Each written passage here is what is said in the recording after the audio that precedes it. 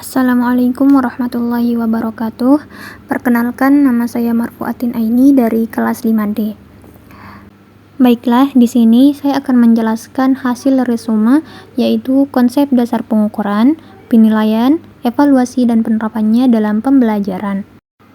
Sebelum itu, kita harus mengenal apa sih itu konsep pengukuran, penilaian, dan evaluasi pembelajaran. Yang pertama adalah konsep pengukuran. Pengukuran dalam bahasa Inggris dikenal dengan kata measurement, yang diartikan sebagai kegiatan yang dilakukan untuk mengukur sesuatu, yakni membandingkan sesuatu dengan kriteria atau ukuran tertentu, atau proses pemasangan fakta-fakta suatu objek ukur dengan satuan-satuan ukuran tertentu. Di sini ada dua pendapat ahli. Yang pertama adalah Endang Purwanti, yang disebutkan pengukuran dapat diartikan sebagai kegiatan atau upaya yang dilakukan untuk memberikan angka-angka pada suatu gejala atau peristiwa atau benda sehingga hasil pengukuran akan selalu berupa angka. Dan yang kedua adalah Jali dan Puji Muljono, yang mengatakan bahwa pengukuran bisa diartikan sebagai proses memasangkan fakta-fakta suatu objek dengan fakta-fakta satuan tertentu. Selanjutnya, apa sih itu konsep penilaian?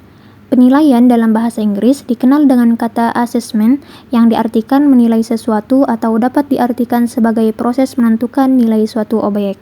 Ada pula di sini menurut ahli, yaitu Seng, yang dikutip oleh Komarudin. Penilaian adalah semua bentuk pengumpulan informasi oleh guru, kemudian dianalisis, disistensikan, diinterpretasikan, dan digunakan dalam kelas untuk mengambil sesuatu keputusan.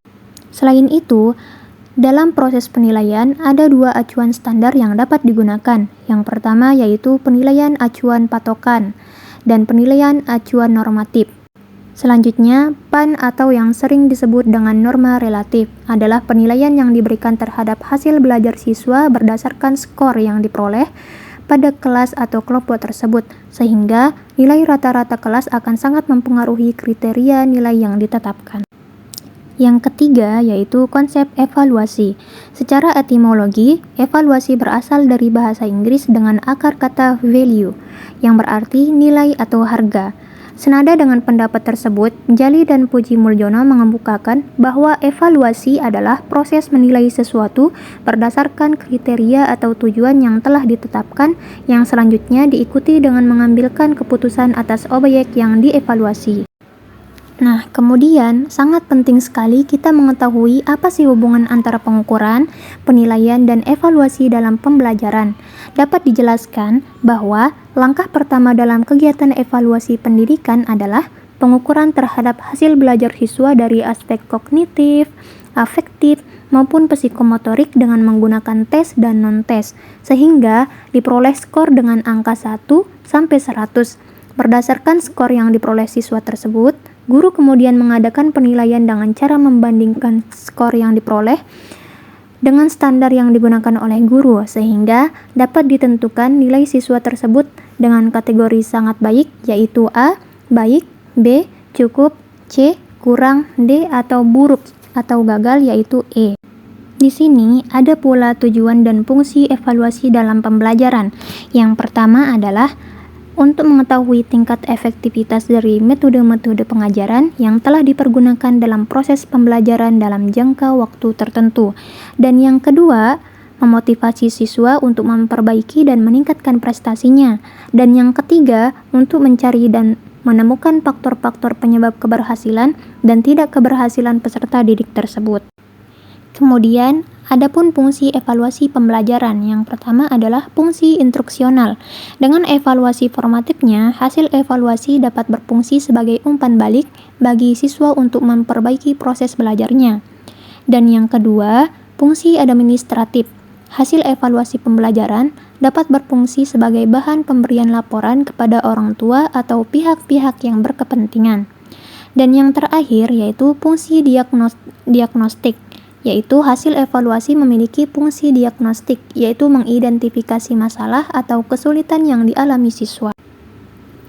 Yang ke-C yaitu objek evaluasi hasil pembelajaran. Yang pertama, domain kognitif.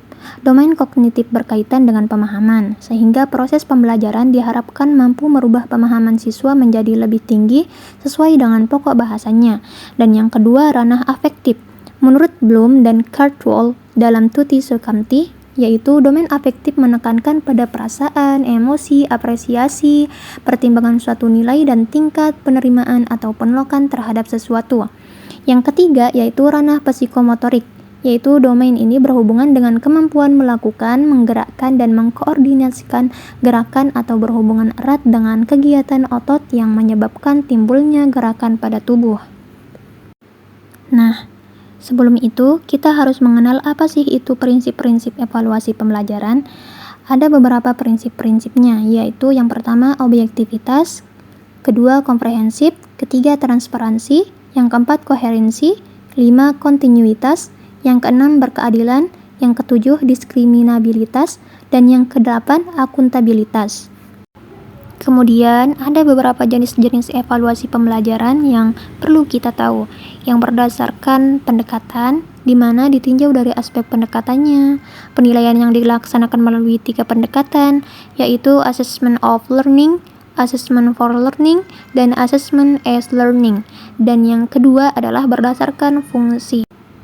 Dan yang terakhir yaitu alat-alat evaluasi pembelajaran untuk melakukan evaluasi pembelajaran. Yang pertama adalah tes, dan yang kedua tes objektif. Kemudian acuan standar penilaian. Dalam proses penilaian, khususnya untuk nilai akhir ujian akhir, ada 2 acuan standar yang dapat digunakan, yaitu penilaian acuan patokan dan penilaian acuan normatif. Sekian, wabillahi taufiq wal hidayah. Wassalamualaikum warahmatullahi wabarakatuh.